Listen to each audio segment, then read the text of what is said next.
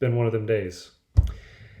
But here we're day 2, round 2 of Ask Father. So today is related actually to something that was talked about yesterday. And today kind of pushes more towards the opposite. Yesterday was about hell. Can people really go to hell?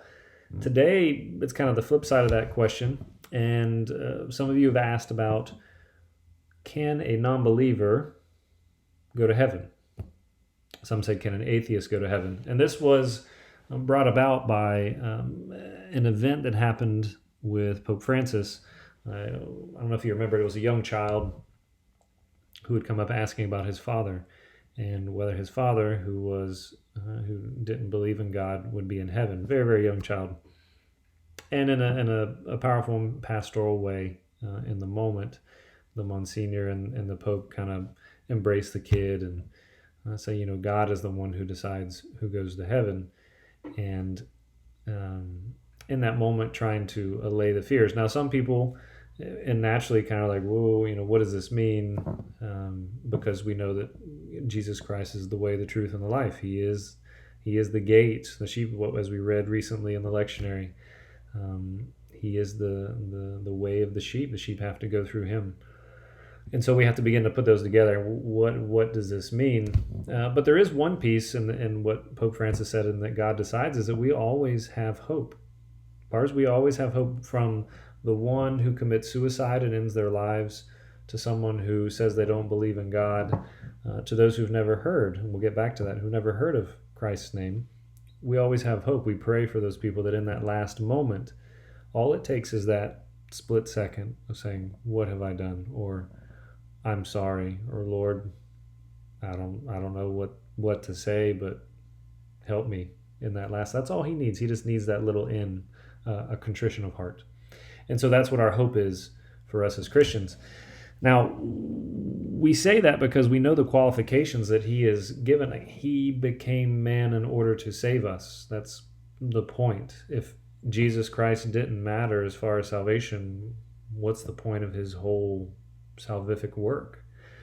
And so we have to address that and know that. And then what's the whole moral code that as he begins to describe to us what it means to live, as we talked about the ones yesterday, the adulterers, the murderers, the liars, all these things where he's like, there's a special place in hell for them. Like those who are unrepentant, there are consequences to that. And so there's a thing of acknowledging. That's why oftentimes they can I still go to heaven? And rarely will you hear someone say, can I still be saved? Because if you say, can I still be saved, you're acknowledging I'm missing something, or I fail at something, or that I need someone, or it's some weakness that I'm acknowledging, as opposed to, can I go to heaven if I still choose not to accept Christ, or accept God, or accept fill in the blank. So we have to be very careful with that. And that's one of the most important scriptures for me. I was looking as a lot of people know John 3:16, but a lot of people don't read the verses that come right after that.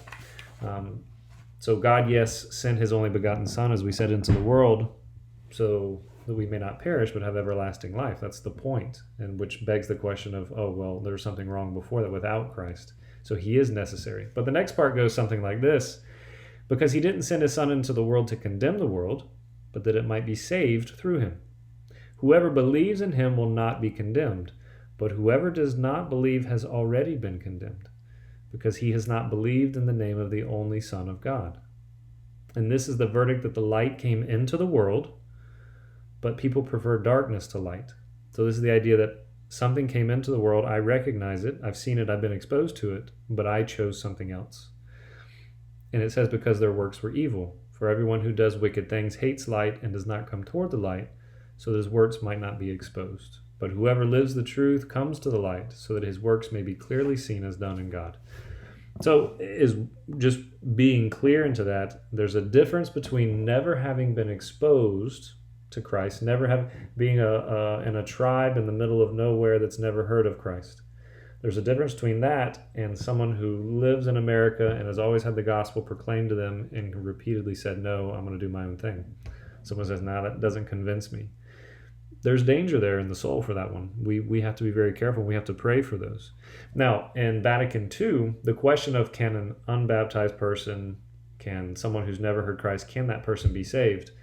And we know there's no salvation outside of Christ, and we say outside of the church. The grace is mediated by Christ to his church and to the world.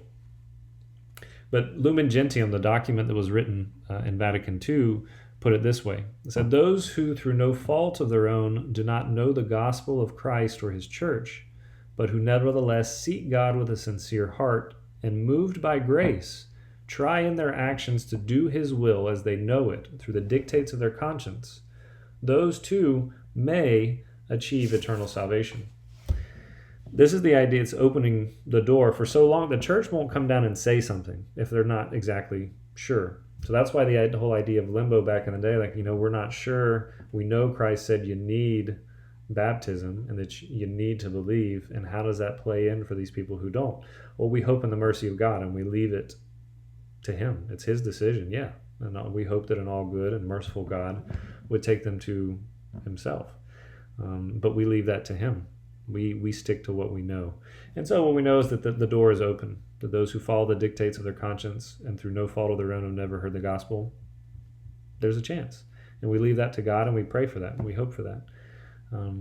But for those who have heard the gospel, who have had the door of their heart knocked on and said, "No, I will not believe," or "No, I will choose something else," then we say, refer to last week, to yesterday's conversation, there's danger there. And he says, yes, that is a road to destruction. So we have to pray. We have to pray, hopeful prayer as Christians, that we can bring those people back and closer to God.